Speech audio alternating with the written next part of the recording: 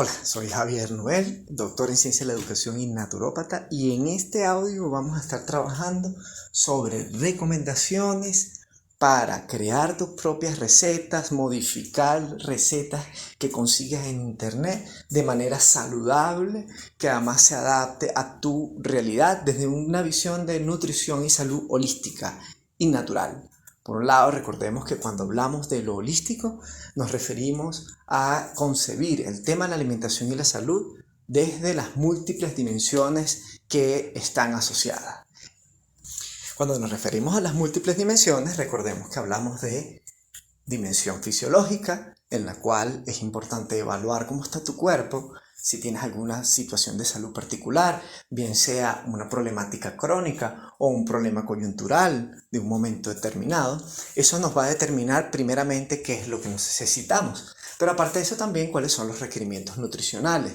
Recordemos que tenemos requerimientos de macronutrientes y micronutrientes. Los macronutrientes son proteínas, son carbohidratos y son grasas. Puedes escuchar algunos de nuestros audios acerca de estos importantes macronutrientes. Y también tenemos los micronutrientes, que son vitaminas, minerales y oligoelementos, que se necesitan en menor concentración, pero no dejan de ser tan importantes. Y en el momento actual, en el mundo contemporáneo, quizás son los menos atendidos, y por el tipo de alimentación muy procesada y el tipo de agricultura y por supuesto ganadería, pues se genera que haya déficit de muchos de estos micronutrientes, y es un déficit difícil de determinar, al menos de manera cotidiana. Bien, aunque también hemos visto algunas de posibles digamos síntomas con los que podemos evaluar algunos de los déficits o algunas de las problemáticas asociadas al déficit de micronutrientes. Otra dimensión extremadamente importante para determinar entonces la alimentación que requerimos y adaptar y crear tus propias recetas está en función de la dimensión ambiental. Y hemos estado hablando en muchos de nuestros materiales sobre la importancia de, por ejemplo, consumir alimentos que sean producidos en tu territorio, que sean adecuados al lugar donde vives, a la temperatura ambiental, a la humedad relativa, que además también sean alimentos de temporada. Es decir, que cuando comprendemos que nuestro organismo y nuestro metabolismo está absolutamente integrado en la naturaleza, no estamos separados, que tenemos unos ritmos circadianos que modifican también y activan o inactivan los procesos metabólicos, y que eso varía durante el día. En la mañana, el mediodía o en la noche es distinto el metabolismo, y por supuesto varía durante el año, y además varía si vives en un clima tropical o vives en un clima de 4 estaciones, si vives en un clima muy cálido o vives en un clima muy frío. Todos esos factores van a determinar cuál es la mejor alimentación. Muchas veces las personas que emigran tienen algunas problemáticas con esto porque tienen unas costumbres culturales que a veces, incluso como en el caso de Latinoamérica y en Venezuela en particular, nuestras costumbres están poco asociadas a las temporadas del año e inclusive a nuestras potencialidades ambientales. Todo esto por factores políticos y factores sociales, culturales, históricos, que no vamos a estar trabajando en este audio. En todo caso, es importante profundizar también en esta dimensión ambiental. Pues por supuesto la dimensión cultural es fundamental, ya que la dimensión cultural pues nos habla del condicionamiento social, de las costumbres heredadas, de la educación, y todo eso tiene un impacto importante en el gusto, ¿sí? En lo que nos parece sabroso, en lo que no nos parece sabroso, en lo que consideramos alimentos saludables, en lo que consideramos alimentos que no son saludables.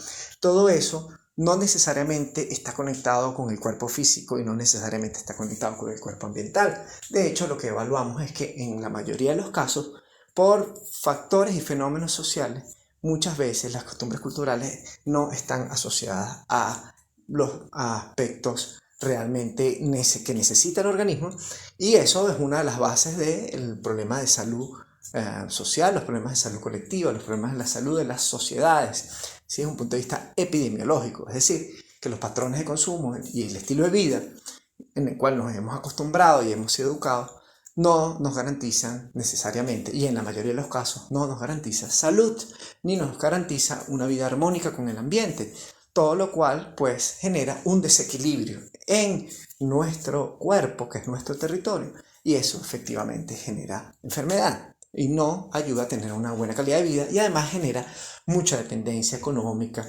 dependencia en fármacos, dependencia de otros y otras que nos van a gestionar aquello que deberíamos tener de manera natural, porque nuestro organismo y la naturaleza está diseñada para vivir en salud.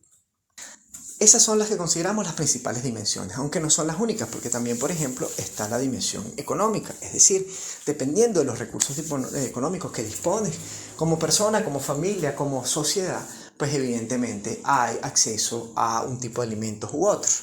Uno de los dramas pues, del mundo moderno es que los alimentos muy procesados, que son los menos adecuados para su consumo, ya que están muy modificados física y químicamente y contienen una gran cantidad de aditivos sintéticos no saludables, pues uno de los grandes problemas es que son alimentos que han sido muy difundidos en la sociedad, son económicos por todo un fenómeno igualmente industrial y económico, y efectivamente además han sido muy publicitados tanto a nivel popular, a nivel mediático, pero incluso a nivel de instituciones de salud, de instituciones educativas y profesionales.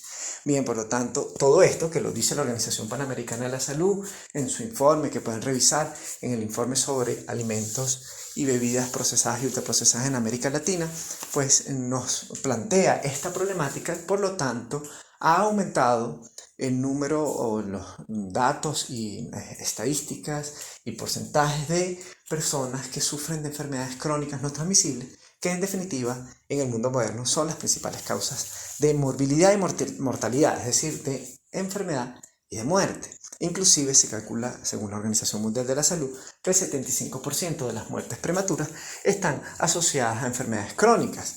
Y estas enfermedades crónicas están asociadas a lo que consumimos, en particular a la expansión del consumo de alimentos procesados y ultraprocesados en el mundo moderno. Esto tendrá unos 50, 60 años. Se calcula que es después de la Segunda Guerra Mundial, es decir, a mitad del siglo XX, que se comienza todo ese proceso de expansión de estas nuevas tecnologías que ciertamente permitieron se expandiera, se almacenaran alimentos, se distribuyeran más lejos, pero simultáneamente, aparte además de generar una gran abundancia económica para las corporaciones que empezaron a adquirir y a generar estas tecnologías, pues también se generó a su vez la problemática ya antes nombrada, es decir, el impacto en la salud social, en los datos referentes a las enfermedades crónicas. Pues entonces estos datos que estamos diciendo son importantísimos. Eso a su vez, lo cultural, lo económico, está también asociado a lo emocional. Es decir, hay una huella emocional en la que, pues por supuesto, asumimos que hay unos alimentos más sanos, hay unos alimentos que son lo ideal, que es lo que nos hace feliz, nos recuerdan a nuestra infancia. Es decir, hay múltiples factores que en definitiva están ahí presentes en lo que es la escogencia de los alimentos. Eso hay que trabajarlo también. Es decir, la parte emocional para nosotros es una de las más importantes. Esa dimensión es una de las más importantes, ya que a partir de ahí efectivamente hay todo un proceso en el cual la persona asume, acepta hacer cambios o no, o se resiste, o sufre porque tiene que comer más saludable, o sufre porque no puede estar consumiendo los alimentos procesados y ultraprocesados, que en su imaginario son los que son símbolos de bienestar o de sabroso o de buen vivir. Bien, pero en realidad son alimentos muy dañinos. Entonces hay que también trabajar el aspecto emocional. Eso, por supuesto, la cocina es un gran laboratorio y aparte un gran espacio de educación, también el jardín, también el cultivo. Todo eso son estrategias y herramientas también didácticas que nos van a permitir construir una nueva huella emocional, nos va a permitir construir un nuevo sentir frente a los alimentos que estén asociados más bien a alimentos saludables, naturales. Bien, entonces tenemos todas esas dimensiones. Podemos seguir con otras dimensiones como la tecnológica. Dependiendo de la tecnología disponible, inclusive en casa, en la cocina, pues podemos hacer un tipo de preparaciones u otras. Eso también es importante, porque en casos como en Venezuela, donde cosas que en cualquier otro país sería algo muy normal como una licuadora o una batidora o pues acá en países como Venezuela que pasan situaciones bastante lamentables, obviamente muchas personas han empezado a quedar sin algunos de estos pues, instrumentos que son, pues, han sido ampliamente expandidos y bueno, les toca también adaptarse a esa nueva realidad, pues obviamente lo ideal es poder conseguir restituirlo, adquirir uno nuevo, arreglarlo, pero pues también puede suceder que tengamos que usar mucha de la creatividad para poder seguir cocinando sano, sabroso, inclusive en lugares, en momentos con muchas dificultades económicas. Bien, todo esto, fíjense cómo todo es una red. Todas las dimensiones están estrechamente vinculadas. No hay separación, diferencia entre una y otra. La separación y la diferencia la hacemos desde un punto de vista mental, pero en realidad es parte de una misma totalidad. Muy bien, comprendiendo nuevamente y repasando el tema de la nutrición holística, viendo lo multidimensional que está asociado a la alimentación, entonces, conociendo todas esas dimensiones, empezamos a hacer ese juego de adaptación. Es decir, son muchas dimensiones distintas, entonces de repente yo puedo conseguir una excelente receta de otro país, con otro clima, con otros ingredientes, y yo puedo hacer una adaptación buscando ingredientes de temporada, ingredientes saludables, etcétera. Por ejemplo, actualmente hay mucha, digamos, avances sobre el problema que se tiene con el consumo de lácteos, ¿sí? Sobre todo porque la leche y los quesos que consumimos actualmente, y volviendo otra vez en países como Venezuela, donde no hay opciones orgánicas o alimentos, digamos, producidos de manera natural, sin ciertas hormonas, etcétera, pues obviamente en ese caso, pues toca incluso, o para personas que sufren de inflamación intestinal o sensibilidad a la lactosa, entre otras cosas, toca entonces sustituir, hacer algunos platos que se hacían tradicionalmente con quesos y con leche, con cremas, pero se hacen, por ejemplo, se usa leche de coco, se usa leche de almendra, se usa leche de ajonjolí, se puede utilizar inclusive algunos almidones vegetales como yuca, ¿sí? Como yuca o mandioca, se puede usar la papa, dependiendo, porque además si es una persona que tiene problemas con el tema de azúcar en sangre, es decir, algún problema metabólico importante, sobrepeso, pues tampoco le conviene usar demasiados almidones. Ahí vamos, digamos que optimizando y vamos adecuando, ¿sí? Y creando nuestras propias versiones. En Venezuela, pues también nos ocurrió en estos 10 años de asesoramiento alimentario en comunidades de todo tipo, tanto personas de muy bajos recursos como personas profesionales y de altos recursos, pues efectivamente hemos visto también como, por ejemplo, algunos ingredientes que eran pues normales conseguir o que eran accesibles o no están en el mercado o son muy costosos. Entonces, toca pues sustituir algún alimento, algún ingrediente. Eso podría ocurrir sin necesidad de un entorno tan caótico. Es decir, si estamos en un país de 4 estaciones o al revés, estamos en un país tropical y vamos a hacer algún plato típico de un país de 4 estaciones con algún alimento que acá no es de temporada, pues podemos sustituirlo, podemos buscar otro ingrediente. ¿Cuáles son los criterios de sustitución? Bueno, por un lado tenemos algunos criterios interesantes, como por ejemplo el de nutricional, ¿sí? El criterio nutricional, es decir, yo quiero obtener las proteínas de, por ejemplo, en el caso de los vegetarianos, ¿no? Quieren, pues, por supuesto, necesitan consumir proteínas, bueno, pero no comen carne, entonces, ¿qué puedo sustituir en mi alimentación? ¿Qué es lo que en mi alimentación me va a garantizar el consumo de proteínas? Entonces ahí viene todo un conocimiento sobre cuáles alimentos son ricos en aminoácidos esenciales que van a constituir la proteína. Bien, entonces por supuesto ahí hay todo un conocimiento sobre el tema de los germinados, de los microgreens o del uso de algas o champiñones o por supuesto lo que son cereales integrales correctamente combinados o leguminosas o granos. Bien, o también las semillas oleaginosas. Bien, y eso tiene que estar presente en su dieta, bien combinado de manera equilibrada para obtener las proteínas. Ahí hay un criterio.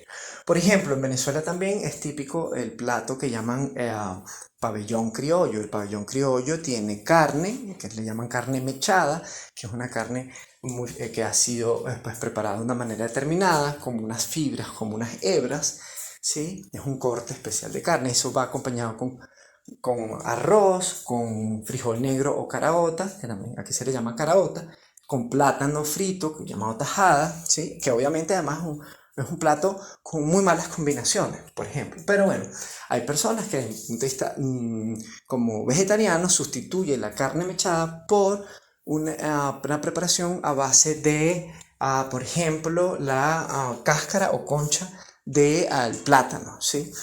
¿Qué ocurre? Que la cáscara y concha de plátano puede parecer, desde un punto de vista culinario, tener cierta característica. Además, si usas los aliños típicos con que se prepara la carne mechada en el país, pues va a tener un sabor similar.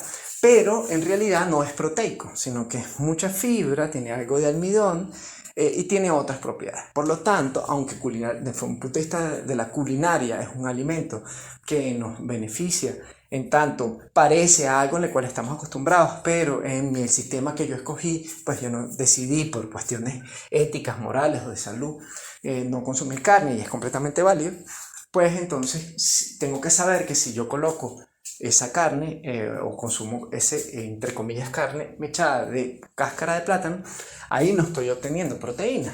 Bien, así que eso es un factor también importante, es decir, ¿cuáles son los criterios? Bueno, por un lado criterios nutricionales, pero también están los criterios culinarios, es decir, que no necesariamente coinciden, bien, que generalmente no coinciden, ¿ves? Porque, digamos, estamos utilizando un ingrediente que se parece, pero que no tiene los mismos aportes nutricionales. De igual manera, por ejemplo, con el tema de los granos, ¿sí? Los quesos, vamos a ir con el tema de los quesos veganos. Los quesos veganos también son una opción, sobre todo no solamente para los vegetarianos, sino también para personas que hacen dietas paleolíticas. La dieta paleolítica comen carnes de distintos tipos, pero no consumen lácteos, tampoco consumen cereales ni granos, es decir, arroz, avena, pero tampoco frijoles, lentejas, etc. Bien. Ahora, lo importante es que ellos también consumen los llamados quesos veganos, es decir, quesos sin lácteos. Y hay por lo menos dos grandes tipos de quesos. Está el de queso vegano, el que es a base de granos, como garbanzos, como frijoles, y el que está hecho a base de semillas oleaginosas. Ahí, por ejemplo, es un buen ejemplo, valga la redundancia, es un buen ejemplo para ver las diferencias importantes que hay entre uno y otro. ¿Por qué? Porque si, por ejemplo, soy una persona que tengo sobrepeso o sufro problemas metabólicos y me es difícil digerir los carbohidratos, si yo preparo un queso vegano a base de granos como garbanzos, resulta que el garbanzo tiene alrededor de 60% de almidón, es decir, es una gran cantidad de carbohidratos. ¿Ves? Entonces, si desde un punto de vista de la dimensión fisiológica yo tengo un problema de sobrepeso o inflamación también, porque por ejemplo muchas veces la inflamación intestinal está asociada a cuando se consumen distintas fuentes de carbohidratos.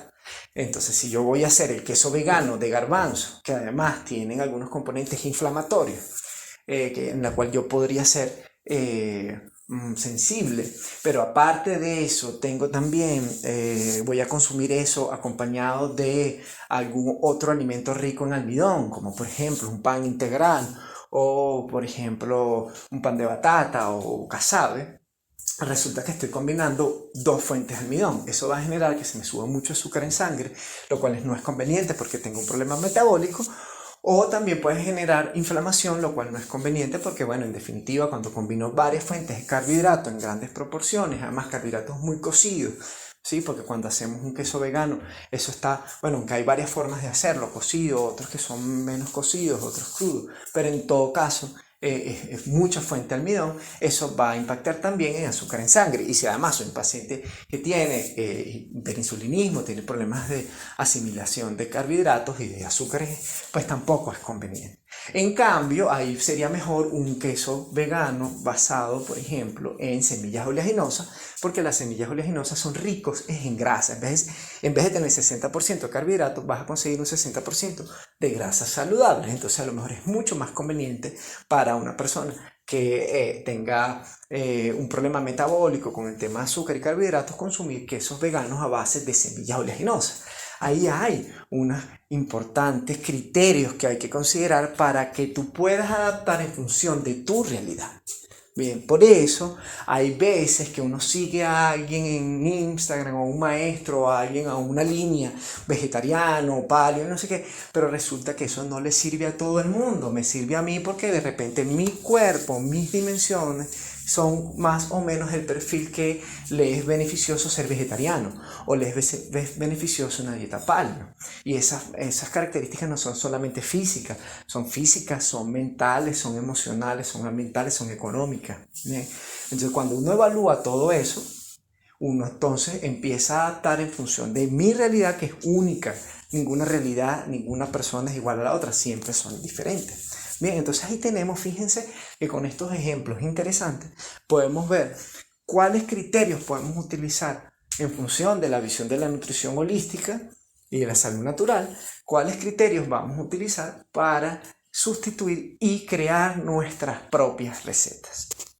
Para cerrar, hagamos un repaso. Primero, el primer criterio es el de la nutrición holística y las distintas dimensiones. Evaluar nuestros requerimientos físicos en función de nuestra realidad particular, si sufrimos alguna enfermedad, si tenemos algún problema en particular en ese momento, ¿sí? Cuáles son los requerimientos, si hago deporte, si no hago deporte, mi edad, todos esos factores me van a determinar cuáles son mis requerimientos nutricionales. Lo segundo que vimos, la segunda dimensión, aparte de la fisiológica, tenemos la dimensión ambiental.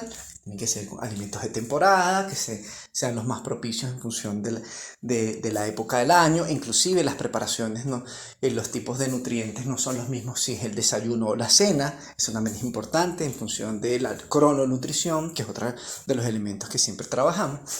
Por supuesto también si vives en un clima cálido, si es tropical o si es un clima de 4 estaciones. Todos esos factores están relacionados y son importantes considerar para hacer nuestra mejor adaptación en función no solamente de lo sabroso, sino también de lo saludable.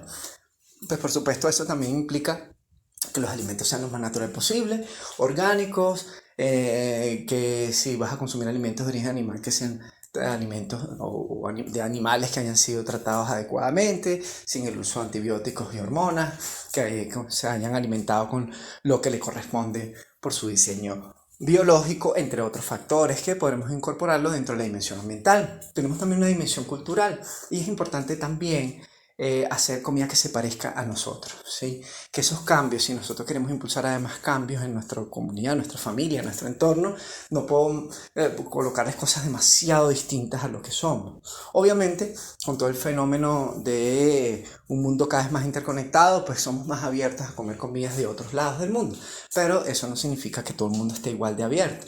Entonces es importante considerar esos aspectos culturales. Y nosotros podemos modificar y crear nuestras propias versiones de alimentos tradicionales de los cuales hemos sido educados y hemos estado acostumbrados.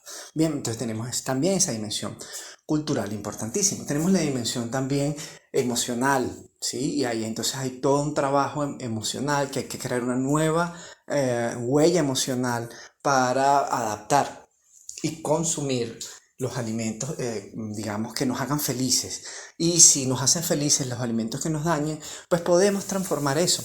Lo cambiamos de manera muy amorosa, muy efectiva, a través de la cocina, de que la cosa sea bonita, estética, inclusive de los que les gustan el huerto, el jardín, cultivar plantas medicinales, aromáticas, inclusive hortalizas, entre muchos otros factores. Cada caso es distinto, eso va a depender de cada caso. Y el factor emocional también es importante, el factor económico también es fundamental, es decir, también podemos modificar las recetas en función de la accesibilidad de los alimentos, ¿sí? Si tenemos recursos o si existen en el mercado en el que habito, todo eso es importantísimo considerar también. Y por supuesto los factores tecnológicos, ¿qué tecnología dispongo? Y dependiendo de la tecnología que dispongo, pues puedo hacer un tipo de preparación u otra o adaptarlas también, puedo modificar en función de si tengo o no algún aparato en particular que me ayude a hacer más sencillo, o hay preparaciones que en definitiva necesitan algunas tecnologías particulares y eso es importante también considerar.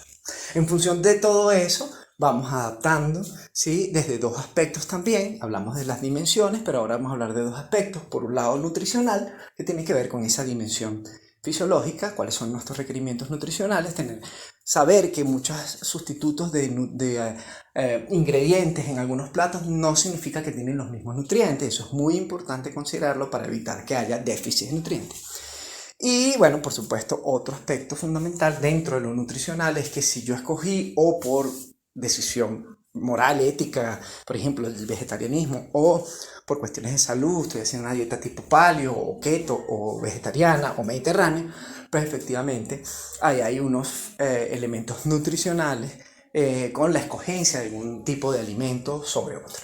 Y por supuesto está el otro criterio, aparte del nutricional, es el criterio culinario, es decir, que el ingrediente que use se parezca lo más posible a aquello que estoy modificando. O a lo mejor no me interesa que se parezca, simplemente quiero probar con otro ingrediente, otro tipo de preparación de mi propia creación, y eso sí, por supuesto, tengo que estar pendiente de los sabores, de las texturas, de los olores, del color, de la forma, de cómo se ve el plato.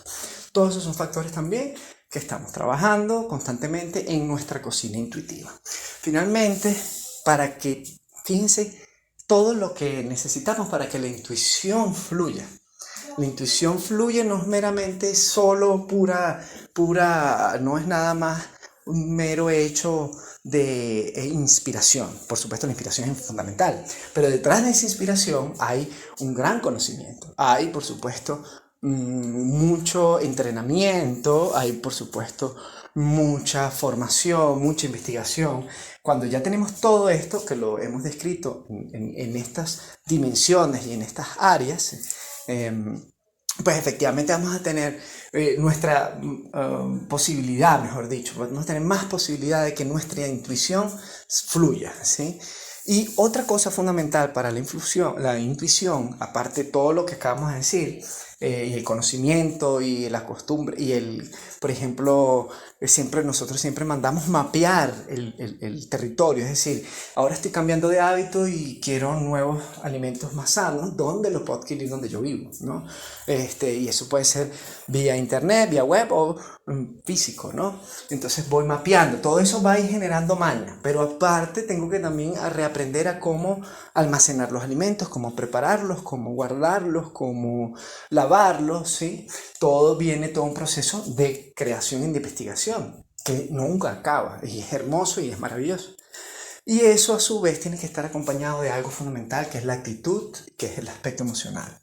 No tener miedo. La libertad y la salud están basadas en la ausencia de miedo, y la intuición fluye cuando no tengo miedo a equivocarme. La equivocación es parte del aprendizaje, y por eso en algunos de nuestros platos relatamos cómo queríamos hacer una cosa y terminó siendo otra, ¿no? Y eso no está mal. Tiene que haber apertura. Obviamente no estoy gestionando un restaurante, estoy gestionando mi comida, de mi cuerpo y de mi familia y de mi entorno. Entonces ahí no hay mayor problema. Obviamente cuando gestiono un restaurante es distinto, ¿sí? Es otra realidad, y ahí hay menos intuición y menos improvisación, sobre todo ya cuando está funcionando. Quizás al principio, cuando estás creando los menús, estás creando las dinámicas, ahí está el momento de la inspiración y la intuición. Pero ya después tienes que, en un restaurante donde tienes muchos comensales, obviamente ahí es una cosa más de cálculos, mucho más cuantitativa. Mientras que nuestro proceso diario de la conexión con la intuición, que además nos va a decir qué necesita mi cuerpo, si me conecto en función de conocer mi cuerpo, qué necesita, qué nutrientes, tengo debilidad, tengo euforia, tengo cansancio, qué hago, qué necesita mi cuerpo, estoy deshidratado, no estoy tomando suficiente líquido, necesito un poco más de minerales. Eso también es un proceso de conexión intuitiva con el cuerpo, que aunado a todo lo demás nos va a permitir gestionar nuestra cocina intuitiva. Es decir, eso que más o menos hacemos nosotros, es decir, vamos a hacer mercados semanalmente. A veces adquirimos algunas otras cosas fuera de ese día del mercado semanal, y más o menos sabemos el tipo de alimento, algún tipo de raíz y tubérculo, algún tipo de tallo, algún tipo de hoja, algún tipo de flor, algunos tipos de semilla, algún tipo de fruto, ¿sí? Nosotros además somos vegetarianos y por eso tenemos esa costumbre. Bien, aparte de eso, siempre algún probiótico, ¿sí? Yogur, kéfir, guarapo de piña fermentada, como se prepara aquí en Venezuela. Eh, y pues por supuesto, a partir de ahí vamos creando. Más o menos tenemos una idea de lo que vamos a hacer en el día a día, pero eso puede ir modificando en función de lo que me provoca, en función de lo que necesita de cada quien en el entorno y en función de la inspiración. Obviamente también hay tiempos, entonces dependiendo del tiempo que dispongo e incluso hay emocionalidades, hay momentos que tengo muchas ganas de cocinar, hay otros momentos que no tengo tantas ganas de cocinar, entonces cuando no tengo tantas ganas de cocinar ya sé que puedo hacer algo menos elaborado y tengo la base.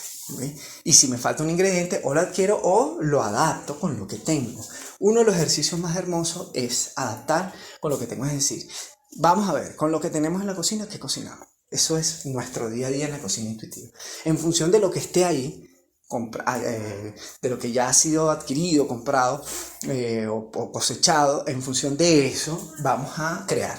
Y muchas veces tenemos una idea más o menos de lo que se va a hacer y terminamos haciendo algo distinto. Y eso no está mal. Para que eso ocurra no hay que tener miedo y tampoco tener a alguien que está encima tuyo criticándote. Eso, a veces uno mismo que lo está haciendo en la crítica con el miedo a equivocarse, o a veces hay alguien en casa que puede ser muy criticón. Entonces en ese sentido hay que trabajar para que esa crítica no me afecte o hablar con una persona si es abierta. Muchas veces la gente que es muy crítica, muy criticona, no acepta tampoco que se le cuestione. Entonces, bueno, todo depende, va a depender de muchos factores. Pero lo importante es eso, que haya mucha confianza en la vida, mucha seguridad, que no haya miedo a equivocarse, ¿sí? Y adaptarse a todo lo que nuestro cuerpo va sintiendo, va requiriendo, y eso está relacionado al clima, al sol, a la hora del día, entre otras cosas. Uno puede, por supuesto, planificar tu menú al día, eso no tiene nada que malo, pero con la intuición podemos modificarlo en función de, además es muy bueno porque puede pasar cosas inesperadas, imprevistas, tuviste menos tiempo de lo pensado. Por ejemplo, entonces como tuviste menos tiempo de lo pensado, tuviste que modificar porque lo que habías planteado toma mucho tiempo. Por ejemplo, esos son algunos de los elementos en los que vemos, donde vemos la intuición como digamos, dinámica o un impulso o una virtud, o se le puede clasificar de muchas formas, ¿sí? Que nos va a ayudar enormemente a gestionar nuestra alimentación para que sea muy sabrosa, que lo disfrutemos enormemente, que sea súper saludable y que nos sane, que nos ayude a estar sanos e inclusive también nos puede ser una perfecta herramienta terapéutica para sanar. Bien, y ahí cerramos recordando a Hipócrates, que es ese conocido padre de la medicina en Grecia, en la antigua Grecia, que decía que tu alimento sea tu medicina y tu medicina sea tu alimento.